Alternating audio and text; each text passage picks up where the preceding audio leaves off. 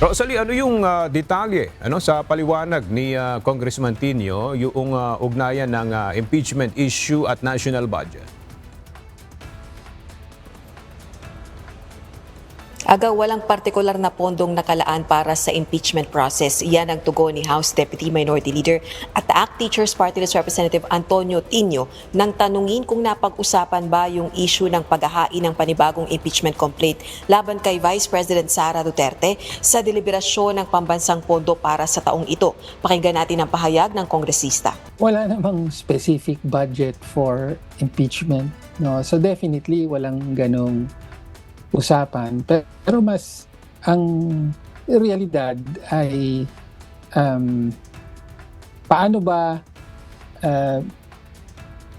napapakilos ng administrasyon ang supermajority para suportahan ang ano bang inisyatiba ng administrasyon. Gayunman, naniniwala ang kongresista na nagagamit nga ang national budget para suportahan ng House Majority members ang anumang isinusulong ng administrasyon, kabilang na rito yung sa issue ng impeachment.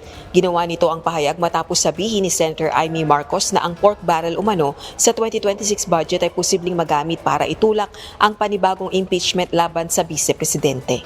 The budget is always used to incentivize the majority to support whatever is the initiative of Malacanang.